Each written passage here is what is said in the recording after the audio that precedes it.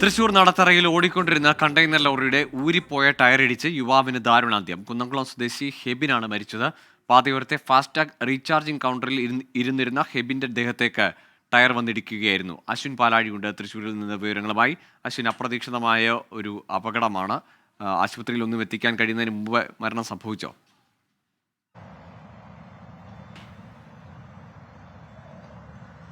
Google, അപ്രതീക്ഷിതവും ദാരുണവുമായ അപകടമാണ് ഇന്ന് തൃശൂർ നടത്തറയിൽ ഉണ്ടായത്. ഈ വഴിയരികിൽ ഫാസ്ടാഗ് റീചാർജിങ്ങിന് ഇരിക്കുന്ന വ്യക്തിയാണ് ഈ ഹെബിൻ. 44 വയസ്സാണ് ഹെബിനുള്ളത്. ഇതുമായി ബന്ധപ്പെട്ട് ഇന്ന് ഉച്ചയ്ക്ക് ശേഷം ഈ ഫാസ്ടാഗ് കൗണ്ടർ തുറക്കുകയും അവിടെ ഏകദേശം 1 മണിക്കൂർ മാത്രമാണ് ഫെബിൻ ഇന്ന് ജോലിയിൽ ഉണ്ടാകാൻ കഴിഞ്ഞിരുന്നത്.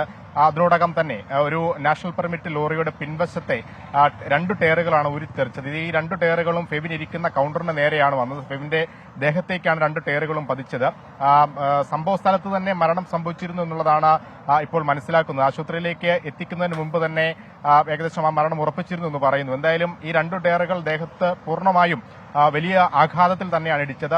ഓടിക്കൊണ്ടിരുന്ന വാഹനമാണ്, അതിന്റേതായ വേഗതയും ഇതുമെല്ലാം അതിനുണ്ടായിരുന്നു. എന്തായാലും ഹെബിന്റെ മൃതദേഹം ഇപ്പോൾ തൃശൂർ ജനറൽ ഹോസ്പിറ്റലിൽ സൂക്ഷിച്ചിരിക്കുകയാണ്. പോലീസ് മേൽ നടപടികൾ സ്വീകരിച്ചിട്ടുമുണ്ട്.